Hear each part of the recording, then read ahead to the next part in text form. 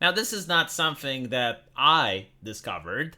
It's something that Razorfist pointed out, and I want any trans person that's watching this video, because I know I have some people who are even on my subscribe star giving me money and they're trans, as well as probably within the audience here. I want you to answer the question that I will have, because it's legitimately something that I wonder. So this is all about the recent heel versus babyface controversy, where he has his one of his like usual rants, and people start mocking and ridiculing him, and this is over pronouns in video games. Now, the first time you have pronouns in video games, and when I say this, I mean like actually being able to select a character and to select the pronouns for the character, was in BattleTech. And despite the fact that a lot of people say that why does it matter? Why do you care? When a mod was made to remove the pronouns, I think it was like one of the first mods that wasn't illegal, which got banned from Nexus Mod, the website. So obviously someone somewhere cares, right? Like it's not something that nobody cares. Because otherwise, why would you care if someone installs a mod on the privacy of his own bedroom, in the sanctity of his own bedroom, like the gay rights activist used to say, something that I agree with as well. It's like what a person does in their bedroom is none of their business, unless they install a mod in order to remove pronouns from a game. Now, the reason that I find it interesting is that if you're a trans person, right, like your idea is to transition from male to female, from female to male, or whatever. Now, my question is, like, if you're playing a role-playing game, and you're a trans person, wouldn't you just play as a female character? Like, no, seriously, like, legitimately, right? Like, when you think about it, because I didn't genuinely, like, think about it up until now, but, like, this is the question that I want to ask. If you're a trans person, and you're, like, female to male, and you're playing a role-playing game, wouldn't you just pick male?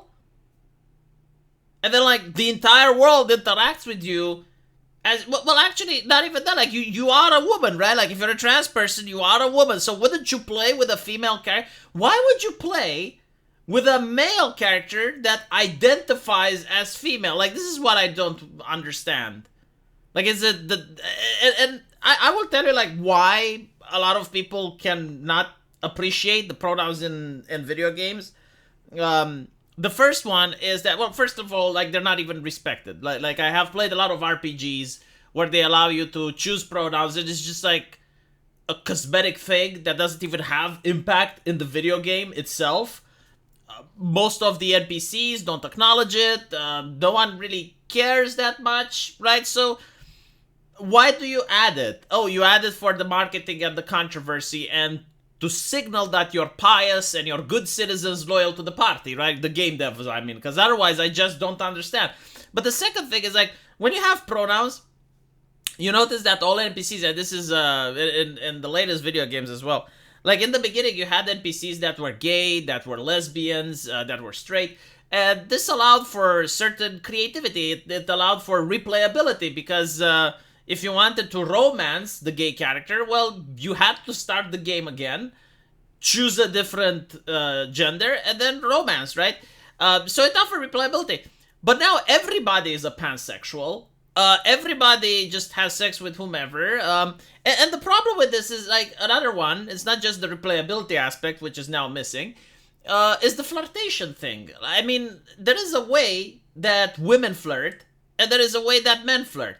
Like, if I, for example, go to a lady and go like, hey, darling, like, what's cooking? If I do like this, she will laugh at me. Like, it's not going to work. Meanwhile, if she has, like, a big cleavage and does the exact same thing, then it looks different, right? So, you can't even have romance anymore. You can't even, like, have flirts, because it would be really difficult to create the game based around, like, the way women flirt, the way men flirt, when again, like, you have just pronouns, and they would have a very difficult time coding in all these lines of text and all of this stuff in order to create immersion.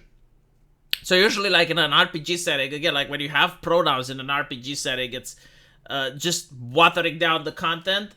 And you get to see the romance in Baldur's Gate. I wouldn't even call it romance. I don't think, like, woke people do romance. They do hookups. Like, most of the romance in Baldur's Gate is just that. It's like, hey, you know, they hook up, they fuck, and that's it. And, you know, it's kind of soulless. I guess it's like the sex scene in The Last of Us 2, that there's no passion, there's no flirting, there's nothing. It's just like, and it's just like fake, I guess. I don't know. These are like the in-game reason that personally I don't like pronouns. Like, they don't do anything, like, in the game universe.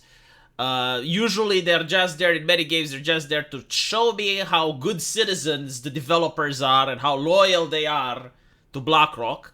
And then, like, in an RPG setting, it removes replayability most of the times. It removes proper flirting and human interaction because the character doesn't talk to you like you're a guy. They don't talk to you like you're a girl.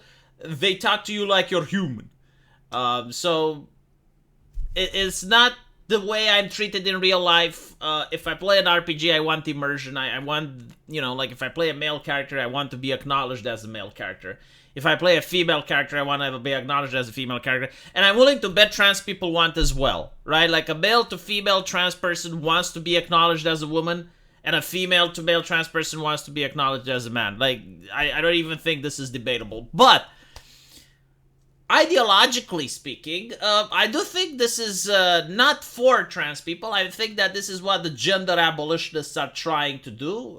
Notice how easy it is to normalize things through video games. Like 2 years ago, people would laugh and they would mock at what Battletech was doing. Now people are laughing and are mocking people who are pointing out that they don't appreciate what Battletech was doing. So it's very easy to ingrain this into the culture. And I do think, like, the gender abolitionists do not speak for the trans community, but they want to use the trans community as a shield in order to do their activism.